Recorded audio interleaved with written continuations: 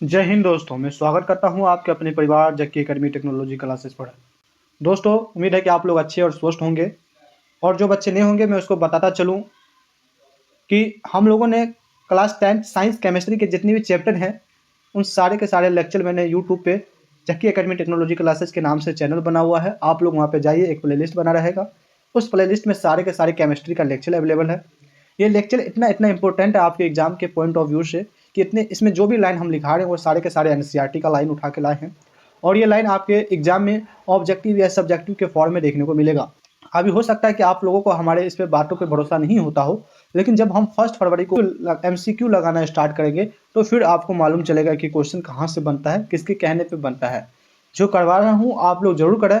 और जो बच्चे नए होंगे तो सबसे पहले आप लोग इस चैनल को लाइक करना, शेयर करना और सब्सक्राइब जरूर करना ना भूलें। और अपने प्यारे प्यारे दोस्तों में शेयर करना भी ना भूलें। तो चलिए हम लोग स्टार्ट करते हैं इस चैप्टर को। सबसे पहले आज हम लोग बायोलॉजी पढ़ने वाले हैं। बायोलॉजी का हम लोग पहला चैप्टर उठाए हैं जिसका नाम है जैव प्रक्रम। जैव प्रक्रम को जिसको हम लोग इंग्लिश में लाइफ प्रोसेस के नाम से भी जानते हैं दोस्तों। और ये होता है क्या? देखो, ये एक ऐसी प्रोसेस है, एक ऐसी प्रक्रिया है जो केवल केवल जीवों में पाया जाता है, किसी ऑर्गेनिज्म में ही पाया जाता है। जिसकी मदद से हम अपने जीवन को निरंतर बनाए रखने के लिए, आगे चलाने के लिए लाइफ प्रोसेस इंपॉर्टेंट है। अगर मैं आसान भाषा में आप लोग को समझाना चाहूँ कि लैब प्रोसेस एक ऐसी प्रक्रिया है जिसके द्वारा हम अपने जीवन को कंटिन्यू जारी रखने के लिए जो भी क्रिया, जो भी काम करते हैं उसी को हम बोलते हैं लाइफ प्रोसेस। जैसे हम अगर एनसीईआरटी की पॉइंट में समझाऊँ तो क्या लिखा हुआ है, शरीर के अनुरक्षण हेतु आवश्यक क्रिया, मतलब अपने शरीर को कंटिन्यू जारी रखने के लिए जो काम करते हैं उसी को हम बोलते हैं लाइफ प्रोसेस। अब रही बात, आप लोग के मन में क्वेश्चन होता होगा सर कि काम में क्या पड़ सकता है, काम क्या क्या करते हैं अपने जीवन को कंटिन्यू रखने के लिए। तो सुनिए मेरे डियर, जैसे कि आप लोग डेली डेली पोषण करते हैं, भोजन करते हैं। क्यों करते हैं पोषण? कि हमारी लाइफ आगे चले, आगे बढ़े। दूसरी, आप लोग रिस्पायरेशन करते हैं जिसे हम लोग हिंदी में श्वसन बोलते हैं। क्यों करते हैं? कि हमारे जीवन कंटिन्यू जारी रखे। तो ये भी एक क्रिया हो गई। तो ये जितने भी हमने बोला एग्जाम्पल में, ये सभी के सभी एक काम होते हैं, क्रिया होते हैं। क्यों करते हैं हम लोग? क्योंकि अपने जीवन को आगे बढ़ाने के लिए जरूरी है ये सब। चलिए, और ये किस लेवल पे होता है? तो कोशिकीय लेवल पे होता है, सेलुलर लेवल पे होता है। क्यों करते हैं? क्योंकि अपने जीवन को कंटिन्यू या निरंतर चलाने वाली प्रक्रिया सब होते हैं। तो चलिए अब हम लोग एक एक क्रियाओं को जानेंगे, क्या क्या काम करते हैं हम लोग अपने जीवन को कंटिन्यू करने के लिए। तो सबसे पहले हम लोग करते हैं पोषण। पोषण कहूँ तो जिसको इंग्लिश में हम लोग न्यूट्रिशन बोलते हैं। न्यूट्रिशन करने का मकसद ये होता है कि हमें ऊर्जा प्राप्त होती है, समझे। अब ये ऊर्जा हम लोग कहाँ यूज करते हैं? जैसे कि आप लोग बच्चे, एग्जाम काफ़ी नज़दीक है तो आप लोग काफ़ी ज़्यादा पढ़ते होंगे, तो इसके लिए काफ़ी एनर्जी की भी जरूरत पड़ती होगी। तो ये एनर्जी कहाँ से आते हैं? भोजन से आते हैं। जैसे आप लोग बहुत सारे बच्चे क्रिकेट खेलने में काफ़ी इंटरेस्ट रखते होंगे, तो क्रिकेट की एनर्जी, जो छक्का मारने में, जो सिक्स मारने में जो ताकत आती है वो कहाँ से आते हैं? तो हमें पोषण, न्यूट्रिशन से ही आते हैं ना, भोजन करने से भी आते हैं ना। चलिए, तो समझ में आ गया होंगे। अब रही बात, पूरी दुनिया में जो लोग भोजन करते हैं, 2 टाइप्स के लोग भोजन करते हैं। नंबर 1, एक होता है स्वपोषी, जिसको हम लोग इंग्लिश में कन्वर्ट करते हैं ऑटोट्रॉफी के नाम से भी जानते हैं। और एक होता है विषम पोषी, जिसे हम बोलते हैं हेट्रोट्रॉफी। अब स्वपोषी और विषम पोषी क्या होता है? तो चलिए हम लोग एक एक करके जानते हैं। तो समझिए, स्वपोषी, स्वपोषी का मतलब होता है स्वयं, पोषण का मतलब भोजन। जो स्वयं अपना भोजन बना ले उसे हम स्वपोषी कहते हैं। जैसे कि जितने भी हरे पौधे, मतलब जितने भी हरे प्लांट्स देखने को मिलेगा वो सारे के सारे स्वपोषी होते हैं। ये अपना भोजन बनाते हैं कैसे? तो प्रकाश संश्लेषण के द्वारा अपना भोजन का निर्माण करते हैं, अपना भोजन बनाते हैं। अब रही बात, इसकी भोजन बनाने में क्या क्या चीज़ की रिक्वायर हो सकते हैं। नंबर 1, क्लोरोफिल, सूर्य की प्रकाश, इसको ये दोनों की वजह से ही अपना भोजन बना लेते हैं। तो यही सब हमारे स्वपोषी को देखने को मिलेगा। फिर तो हम फिर से अगर स्वपोषी का रिपीट करके समझाऊं आप लोग को, तो स्वपोषी उसे कहते हैं जो अपना भोजन स्वयं बना ले, जो किसी और पे डिपेंड न होना पड़े, उसे स्वपोषी कहते हैं। जितने जितने भी हरे पौधे, जितने भी पेड़ पौधे होते हैं वो सारे के सारे स्वपोषी या ऑटोट्रॉफ कहते हैं। अपना भोजन कैसे बनाते हैं? फोटोसिंथेसिस की मदद से या प्रकाश संश्लेषण के द्वारा वो अपना भोजन बनाते हैं। इसमें क्या क्या चीज़ की आवश्यकता होती है? नंबर 1, सूर्य के प्रकाश, सनलाइट की जरूरत पड़ती है। सेकंड, क्लोरोफिल की जरूरत पड़ती है। इसी की मदद से वो अपना भोजन स्वयं बना लेते हैं। चलिए आगे बढ़ते हैं अब हम लोग अगला टॉपिक पे। अब हम लोग जानने वाले हैं कि प्रकाश संश्लेषण की अभिक्रिया, जैसे हम लोग इंग्लिश में फोटोसिंथेसिस रिएक्शन के नाम से भी जानते हैं। ये रिएक्शन कैसे बनाते हैं वो जानते हैं। तो सबसे पहले ये एटमॉस्फेयर मतलब वायुमंडल से 6CO2 ले लेते हैं, और पेड़ पौधे जमीन के अंदर से क्या लेते हैं? 12H2O प्राप्त कर लेते हैं। अब इन दोनों के बीच में रिएक्शन कौन करवाएगा? तो सन कहूँ तो सूर्य। सूर्य क्या करता है? लाइट एनर्जी को एक केमिकल एनर्जी में कन्वर्ट करता है जिसका नाम है एटीपी। एटीपी के मदद से इन दोनों के बीच में रिएक्शन होता है जो बनाता है glucose plus 6O2 and 6H2O। ये हो गया प्रकाश संश्लेषण की रिएक्शन अभिक्रिया। इसमें क्या होता है, प्रकाश का चिन्ह होता है, ये इसका अंधकार चिन्ह के नाम से भी जानते हैं दोस्तों। चलिए हम लोग फिर आगे बढ़ते हैं। अब हम लोग जानते हैं कि रंध्र, जिसे हम लोग कहते हैं एस्टोमेटा। एस्टोमेटा बहुत इंपॉर्टेंट है for the all the plants के लिए, जितनी भी प्लांट्स है सारे प्लांट्स पेड़ पौधे के लिए एस्टोमेटा काफ़ी आवश्यक ही होता है। तो जितने भी प्लांट्स होते हैं, जितने भी पेड़ पौधे होते हैं, उसके लिए रंध्र या एस्टोमेटा काफ़ी इंपॉर्टेंट होते हैं। इसका काम क्या होता है, ये कहाँ पे पाया जाता है, ये हम लोग जानते हैं। तो सबसे पहले पत्तियां में छोटे छोटे छिद्र होते हैं, उसी छेद को हम लोग साइंस में रंध्र बोलते हैं, इंग्लिश में हम लोग एस्टोमेटा के नाम से जानते हैं। इसका काम क्या होता है दोस्तों, गैसों का आदान प्रदान इसी के द्वारा होता है। इससे हम द्वार कोशिका या ओवेंट सेल के नाम से भी जानते हैं। अगला लाइन क्या है, वाष्पोत्सर्जन। तो वाष्पोत्सर्जन पेड़ पौधे के लिए बहुत ही इंपॉर्टेंट है। इसमें इंपॉर्टेंट क्या है दोस्तों, वाष्पोत्सर्जन की मदद से ही पेड़ पौधे की टेम्परेचर क्या होता है, एक नियंत्रण में रहता है। इसका काम क्या होता है, अगर मान के चलो प्लांट के पास ज़्यादा पानी आ गया तो वो पानी को बाहर भेज देता है, वायुमंडल में भेज देता है। वायुमंडल में जाने की वजह से ही हमें बादल छा जाते हैं। तो इसी को हम कहते हैं वाष्प उत्सर्जन। वाष्प मतलब पानी का निकलना। तो पानी का निकलना, पानी निकलेगा तो उसकी तापमान, उसकी टेम्परेचर भी बैलेंस रहेंगे पेड़ पौधे के, और पानी मतलब वाटर भी उसको बैलेंस में रहेंगे। तो वाटर और तापमान को बैलेंस रखने के लिए वाष्पोत्सर्जन काफ़ी इंपॉर्टेंट है।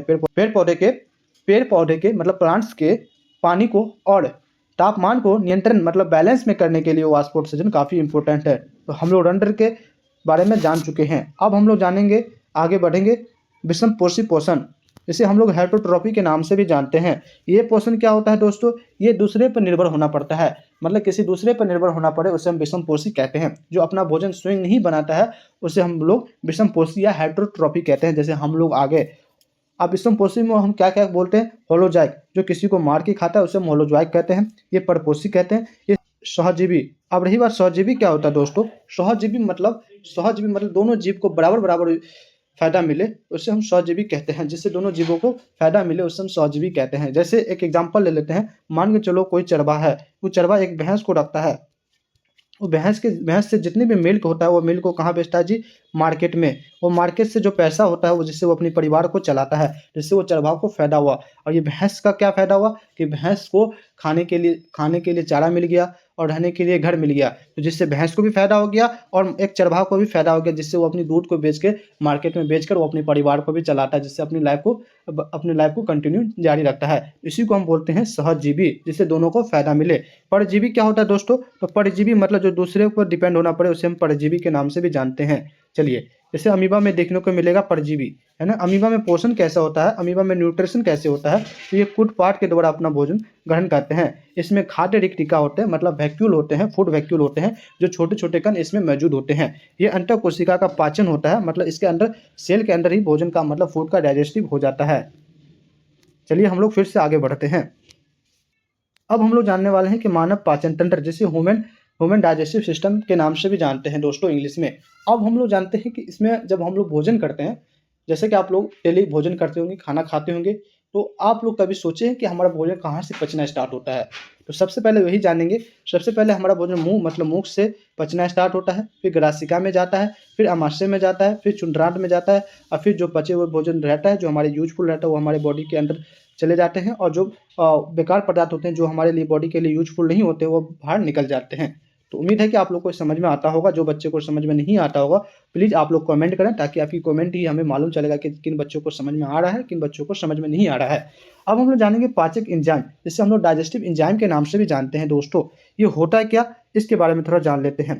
देखिए, हम अपने डेली लाइफ में जो भोजन करते हैं, भोजन के अंदर कई सारे स्टार्च पाए जाते हैं, कई सारे प्रोटीन पाए जाते हैं, कई सारे वसा पाए जाते हैं। इन सभी को तोड़ने के लिए, छोटे छोटे कणों में ब्रेक डाउन करने के लिए एक एंजाइम आता है।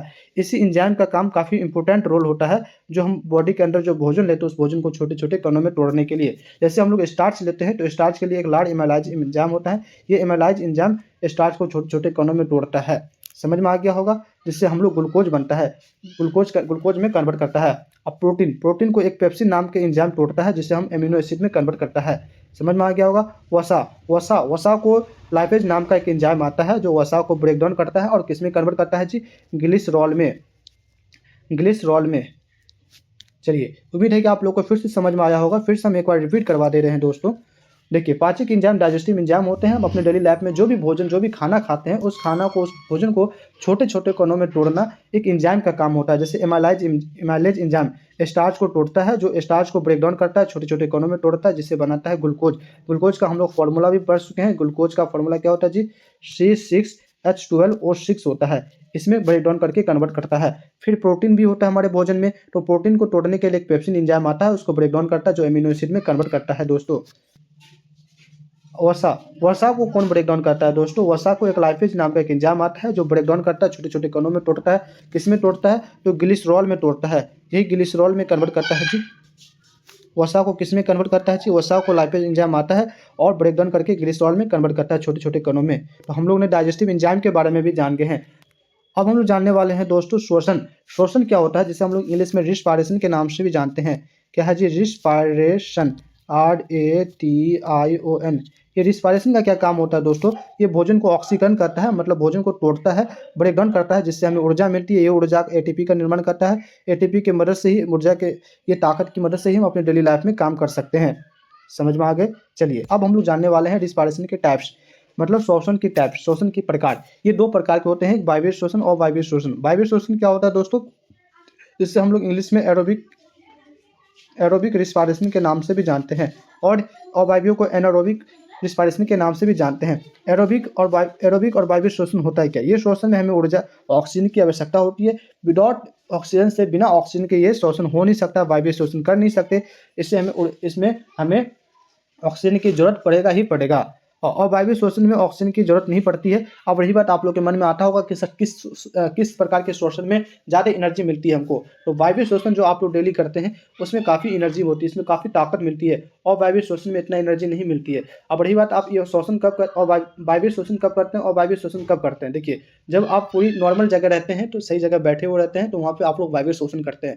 जैसे ही आप लोग रनिंग करते हैं, तो उसमें आपकी जो ऑक्सीजन की मात्रा होती है, जो भी ऑक्सीजन आपके बॉडी के अंदर होते हैं, वो कम हो जाते हैं। फिर आपकी सांस फूलने लगती है, तो आप लोग बाहर से सांस जो लेते हैं वो अवायवीय श्वसन लेते हैं, जहाँ ऑक्सीजन की, आपकी बॉडी को जितना ऑक्सीजन चाहिए वो ऑक्सीजन मिल नहीं पाता है, तो फिर आप अपनी बॉडी के अंदर कार्बन डाइऑक्साइड लेने लगते हैं। तो इसी को हम बोलते हैं अवायवीय श्वसन। उम्मीद है कि आप लोग को अच्छे से समझ में आ गया होगा। अब हम लोग जानने वाले हैं किण्वन। किण्वन क्या होता है दोस्तों? किण्वन एक केमिकल प्रोसेस होता है, जैसे कि दूध से दही में कन्वर्ट होना, ये केमिकल प्रोसेस है, जिससे हम फिर दही से दूध में कन्वर्ट नहीं कर सकते। दूध से दही बनने में एक लैक्टोबैसिलस बैक्टीरिया काम करता है, तो उसी को हम बोलते हैं किण्वन मेथड। किण्वन भी समझ गए होंगे। किण्वन एक केमिकल प्रोसेस है, जिसको एक बार चेंज होने पर दोबारा उस पुराने वाले चीज़ में नहीं ला सकते हैं। एटीपी के बारे में हम लोग जाने हैं, जिसका फुल फॉर्म है एडिनोसाइन ट्राइफॉस्फेट। ये आपके एग्जाम में आ सकता है। ये हमारी एनर्जी का केंद्र होता है, एनर्जी का पावर हाउस भी कहा जाता है एटीपी को। एटीपी कैसे बनता है? तो एडीपी है, यहाँ एटीपी है, यहाँ एडीपी है। एडीपी या प्लस पीआई आपस में रिएक्शन होता है, जिससे एटीपी मिलता है। एक एटीपी 30.5 कैलोरी जूल मोल के बराबर होता है। सभी काम के लिए हमारे आवश्यकता होती है, कोई भी काम करते जैसे खेलना, कूदना, पढ़ना, ये सब के लिए हमें एटीपी की आवश्यकता होती है दोस्तों। अब हम लोग जानने वाले हैं मानव श्वसन तंत्र, जिसे हम लोग इंग्लिश में ह्यूमन रिस्पायरेशन सिस्टम के भी नाम से जानते हैं। इसमें कैसे कैसे हम लोग अपने बॉडी के अंदर रिस्पायरेशन करते हैं, कैसे निकलते हैं। सबसे पहले नस द्वार के द्वारा जाता है, फिर सांस नली में जाते हैं, फिर फेफड़े में जाते हैं। फेफड़े में छोटे छोटे कुपिकाएँ होते हैं, जिसे हम लोग एल्वियोली के नाम से भी जानते हैं। इसी एल्वियोली के हेल्प से हम शुद्ध ऑक्सीजन, प्योर ऑक्सीजन को लेते हैं और कार्बन डाइऑक्साइड को बाहर करते हैं। इसमें गैसों का विनिमय होती है। गैसों का विनिमय कहूँ तो प्योर ऑक्सीजन को लेते हैं और इम्प्योर कार्बन डाइऑक्साइड को बाहर निकालते हैं। समझ में आगे होंगे। तो ये हमारे पूरे सिस्टम होते हैं मानव रिस्पायरेशन सिस्टम का। नेक्स्ट हम लोग जानेंगे परिवहन। परिवहन जिसे हम ट्रांसफॉर्मेशन भी कहते हैं। ट्रांसफॉर्मेशन मानव में क्या क्या होते हैं? नंबर 1 रक्त हमारे पूरे बॉडी में सर्कुलेट होते हैं, पूरे बॉडी के भाग में, एक एक भाग में जाते हैं। फिर हृदय हमारे पूरे बॉडी के ब्लड को और ऑक्सीजन को पूरे बॉडी में पहुंचाते हैं। फिर रक्त वाहिकाएं होते हैं, ये सब हमारे परिवहन हुए, जो हमारे बॉडी के विभिन्न विभिन्न भागों में काम की चीज़ को पहुँचाते हैं। समझ में आगे होंगे। चलिए अब हम लोग जानने वाले हैं कि स्ट्रक्चर ऑफ द हार्ट की कुछ संरचना कैसी होती है, हार्ट की बनावट कैसी होती है, उसके बारे में थोड़ा जानकारी ले लेते हैं दोस्तों। तो चलिए हम लोग हार्ट की, मतलब हृदय की संरचना के बारे में जानते हैं। तो देखिए हार्ट कुछ इस प्रकार से होते हैं, लेकिन ये एक्चुअल फिगर नहीं है, हम आप लोग को समझाने के लिए बता रहे हैं। हार्ट में टोटल 4 कक्ष होते हैं, जिसे हम लोग 4 चैम्बर के नाम से भी जानते हैं। 4 चैम्बर होते हैं। कैसे होते हैं? 1 चैम्बर, 2 चैम्बर, 3 चैम्बर, 4 चैम्बर। लेकिन फिगर ऐसा नहीं होता, ये हम काल्पनिक आप लोग को समझाने के लिए बताए हैं। चलिए, तो 4 चैम्बर होते हैं, ये आप जान गए। अब रही बात, इसमें दोहरा परिचरण होते हैं। दोहरा परिचरण क्या होता है? जिसे हम लोग इंग्लिश में डबल सर्कुलेशन के नाम से भी जानते हैं। तो देखिए दोस्तों, दरअसल ब्लड को पूरी बॉडी में चक्कर लगाने के लिए, एक चक्कर कंप्लीट करने के लिए हार्ट से 2 मरतबा गुजरता है। 2 मरतबा गुजरने को ही दोहरा परिचलन कहते हैं। फिर से हम एक बार रिपीट कर देते हैं दोस्तों। देखिए, ब्लड को पूरी बॉडी में सर्कुलेट करने के लिए, पूरी बॉडी में एक चक्कर कंप्लीट करने के लिए वह हृदय से 2 बार गुजरता है, हृदय से 2 बार पास होता है। इसलिए इसको हम दोहरा परिचलन कहते हैं। अगला पढ़ते हैं, अगला लाइन को जानते हैं। बल्ब रक्त का उल्टा प्रभाव को रोकते हैं। चलिए इसको हम थोड़ा इसी फिगर में हम समझाने की कोशिश करते हैं। कलर चेंज कर लेते हैं। समझिए, ये हमारा ब्लड आ गया, ये हमारा ब्लड है ना, ये हमारा ब्लड है। फिर ये ब्लड इस चैम्बर में आ गया, फर्स्ट वाले चैम्बर में ब्लड आ गया, फ्लो हो गया। अब यहाँ पे एक गेट होता है, जैसे ही ब्लड यहाँ पे फुल हुआ, इस चैम्बर में फुल हो गया दोस्तों। अब जैसे ही अगला चैम्बर में इंटर करेगा, ये चैम्बर में इंटर करेगा, तो जैसे ही पूरा ब्लड इस चैम्बर में आ गया, अब ये गेट फटाक से नहीं बंद हो गया। अब ये वाला ब्लड जो होता है, कलर ले लेते हैं, ये वाला जो ब्लड होता है, ये ब्लड ऊपर नहीं जा सकता है, दोबारा ऊपर नहीं जा सकता, ये गेट बंद हो गया। क्यों? इसी गेट को हम बोलते हैं बल्ब। ये बल्ब जो होता है, बल्ब रक्त के मतलब ब्लड को उल्टा प्रभाव को रोकता है। जैसे कि ब्लड अब ऊपर नहीं जा सकता है, ऊपर नहीं जा सकता, उल्टा प्रवाह नहीं हो सकता। ये ब्लड आप ये चैम्बर में जाएगा, ऐसे जाएगा, फिर पूरी बॉडी में सर्कुलेट होगा, फिर ऊपर से आएगा। इस प्रकार से चलता है दोस्तों। तो उम्मीद है कि ये समझ में आया होगा किस प्रकार से बनावट होती है, कैसे इसमें रक्त की प्रवाह होती है, ये सब ने हम लोगों ने जान लिए हैं। अब हम लोग जानते हैं कि रक्त की वाहिका, रक्त में 2 प्रकार की वाहिका होती है, एक धमनी होती है, एक शिरा होती है। ये धमनी का क्या काम होता है? धमनी हमारे पूरे प्योर ब्लड को, पूरी ऑक्सीजनेटेड ब्लड को, जिसमें ऑक्सीजन पाया जाता है, वो पूरी ऑक्सीजनेटेड ब्लड को हमारी पूरी बॉडी में एक एक भाग में भेजता है। जिसका काम होता है भेजने का, धमनी का काम होता है। शिरा क्या कहता है? इम्प्योर ब्लड को, मतलब जिसमें कार्बन डाइऑक्साइड, जो ब्लड हमारे लिए शरीर के लिए फायदेमंद नहीं होता, उसको हार्ट तक का पहुँचाने का काम करता है। पूरे शरीर से हार्ट तक का पहुँचाने का काम किसने करता है? शिरा का। चलिए, कोशिकाएं के बारे में भी हम लोग जान चुके हैं। आगे बढ़ते हैं हम लोग। में परिवहन कैसे होता है, मतलब पेड़ पौधे जो अपने अंदर भोजन लेते हैं, वो कैसे प्लांट के पूरे भाग में जाते हैं, वो हम जानते हैं। सबसे पहले एक जाइलम नाम का एक टिश्यू होता है, सेल होता है। जिस प्रकार से हमारे पास सेल होता है, ऐसे पेड़ पौधे के पास भी सेल होता है जाइलम नाम का। जाइलम का काम क्या होता है दोस्तों? जल व खनिज को पूरे पेड़ पौधे तक का पहुंचाने का काम किसका होता है? जाइलम का होता है। फ्लोएम का काम होता है पूरी भोजन को पूरी बॉडी में पहुंचाना। चलिए, अब हम लोग जानते हैं वाष्पोत्सर्जन का खिंचाव। मतलब ये वाष्पोत्सर्जन का खिंचाव क्या होता है दोस्तों? पेड़ पौधे मिट्टी से पानी लेकर पूरी बॉडी में जो भेजता है, उसी को हम बोलते हैं वाष्पोत्सर्जन। लेकिन ये खिंचाव टर्म यूज किया गया। खिंचाव टर्म का मतलब ये होता है कि वो ग्रेविटेशनल के अपोजिट काम करता है। जैसा कि आप लोगों को मालूम होगा, ग्रेविटेशनल की वजह से ही कोई भी ऊपर वाली चीज़ नीचे की ओर गिरता है ना। क्यों गिरता है? क्योंकि इसके अंदर ग्रेविटेशनल फोर्स पाए जाते हैं। लेकिन इसमें पेड़ पौधे उल्टा काम करता है। जैसे कि हम मोस्टली पानी जो फेंकते हैं छत पर से, तो पानी नीचे गिरता है। क्यों गिरता है? क्योंकि इस पर ग्रेविटेशनल का फोर्स काम करता है। लेकिन पेड़ पौधा इसको मानता नहीं है, वो क्या करता है, और जमीन से पानी लेता है और ऊपर ले जाता है। तो इसका मतलब वो ग्रेविटेशनल के अपोजिट, ग्रेविटेशनल फोर्स के अपोजिट काम किया। इसी को यहाँ पे खिंचाव टर्म का यूज किया गया, इसलिए यहाँ पे खिंचाव टर्म का यूज किया गया है। तो उम्मीद है कि आप लोगों को समझ में भी आ गया होगा। और हम लोगों ने वाष्पोत्सर्जन क्यों करते हैं, इसके बारे में भी हम लोग जान चुके हैं। क्यों करते हैं? क्योंकि वो अपने तापमान को नियंत्रण करने के लिए, तापमान को बैलेंस करने के लिए, अपने पानी को बैलेंस करने के लिए भी करते हैं। अगला टर्म पढ़ेंगे उत्सर्जन। उत्सर्जन क्या होता है दोस्तों? अपशिष्ट पदार्थ को हमारे बॉडी से निष्कासन करना, जो हमारे लिए अनयूजलेस है, जिससे हमारे बॉडी के लिए कोई यूज नहीं है, उसको बाहर करना ही उत्सर्जन कहलाता है। जैसे अपशिष्ट पदार्थों का निष्कासन करना मतलब बाहर करना ही उत्सर्जन कहलाता है। इसका पूरा रोल निभाता है किडनी। किडनी क्या करता है दोस्तों? मूत्र को जो मूत्र होता है, जो यूरिया होता है, हमारी बॉडी से बाहर निकालता है। इसी को हम उत्सर्जन बोलते हैं। पसीना निकालना, तो ये सभी उत्सर्जन होता है। आगे हम लोग जानेंगे कि नेफ्रॉन क्या होता है दोस्तों? नेफ्रॉन कहाँ पाया जाता है? तो नेफ्रॉन किडनी में पाया जाता है। नेफ्रॉन का काम क्या होता है दोस्तों? हमारे बॉडी में निस्यंदन करना, निस्यंदन को फिल्ट्रेशन करना, पुनः अवशोषण करना, श्वसन करना। लेकिन ये टर्म को थोड़ा हम आगे से समझाना चाहेंगे कि निस्यंदन होता है क्या। देखो, ये नेफ्रॉन का सबसे छोटी क्रियात्मक इकाई होती है। इसका काम क्या होता है, जिससे हम लोग फिल्ट्रेशन के नाम से भी जानते हैं निस्यंदन को, है ना। ये ब्लड को छान कर, जो ब्लड हमारे लिए उपयोगी है, अनुपयोगी ब्लड को आपस में छानने का काम करता है। लेकिन ये होता है कहाँ पे? तो ये बोमेन कैप्सूल पाया जाता है, बोमेन कैप्सूल के अंदर पाया जाता है, जिसे हम लोग ग्लोमेरुलस के नाम से भी जानते हैं। अब रही बात, ये काम कैसे करते हैं? देखो, ग्लोमेरुलस में जब ब्लड हाई प्रेशर से आता है, तो इस दबाव के कारण ब्लड के तरल मतलब फ्लूइड भाग छान कर बोमेन कैप्सूल में चले जाते हैं। तो इसी पूरी प्रोसेस को ग्लोमेरुलर फिल्ट्रेट के नाम से भी जानते हैं। चलो, इसमें अब रही बात, आप लोग के अंदर नॉलेज के लिए मैं बता दूं क्या क्या छानता है। तो वाटर हो गए, ग्लूकोज हो गए, यूरिया, साल्ट, अमोनो एसिड, ये सभी हमको इस कहाँ से छानता है, कहाँ फिल्ट्रेट होता है? तो इसी के अंदर, निस्यंदन के अंदर, नेफ्रॉन के अंदर ही होता है। क्या क्या नहीं होता? रक्त के कण मतलब आरबीसी, डब्ल्यूबीसी नहीं होता, ना प्रोटीन होता है इसके अंदर। इसमें पुनः अवशोषण होता है, इसमें सोखने की आवश्यकता होती है, जिससे ना ग्लोमेरुलर फिल्ट्रेट से दोबारा ब्लड में ले जाता है। इसे हम पुनः अवशोषण भी कहते हैं। श्रवण मतलब जो भी अपशिष्ट पदार्थ जो हमारे शरीर के हिसाब से काम नहीं करता, जिससे ओवर हो जाना, किसी भी चीज़ का ज़्यादा हो जाना, उससे हम फिर से बाहर निकाल देते हैं, मतलब श्रवण कर देते हैं। चलिए, उम्मीद है कि आप लोग को अच्छे से समझ में आ गया होगा। फिर से ये चैप्टर पूरी कंप्लीट हो गया, लेकिन हम फिर से इस चैप्टर को एक बार पूरा रिकॉल करवा दें। तो हम लोगों ने सबसे पहले लाइफ प्रोसेस के बारे में जाना थी कि लाइफ प्रोसेस होता क्या। अपने जीवन को निरंतर बनाने के लिए, अपने जीवन को कंटिन्यू जारी रखने के लिए जो काम करते हैं उसे लाइफ प्रोसेस करते हैं। जैसे कि हम कौन कौन काम करते हैं वो बता दें। पोषण के बारे में हम पूरी पढ़े थे, और ट्रांसफॉर्मेशन परिवहन के बारे में जाने हैं। रिस्पायरेशन हम लोग डेली करते हैं। एक्सप्रेशन मतलब उत्सर्जन डेली करते हैं। नंबर 4 ग्रोथ करते हैं, ग्रोथ हम डेली करते हैं।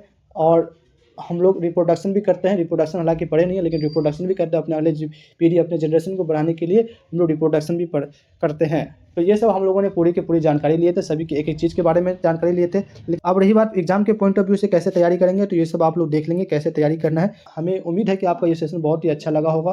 फिर भी आप लोग कमेंट में बताइए कि आपका ये सेशन कैसा लगा होगा। हम लोग 1 फरवरी को MCQ इंपॉर्टेंट MCQ करवाने जा रहे हैं। जब तक हम जितनी भी थ्योरी करवा रहे हैं, आप लोग प्लीज़ अब इसको पूरा का पूरा देखें और करके रखें, ताकि ये इससे बाहर क्वेश्चन आने वाला नहीं है। जब हम MCQ लाएंगे तो फिर आपको अंदाजा लग जाएगा कि सर किस प्रकार का तैयारी कर रहे हैं। चलिए, तब तक पढ़ते रहिए, खुश रहिए और आबाद रहिए। Thank you so much for watching my video.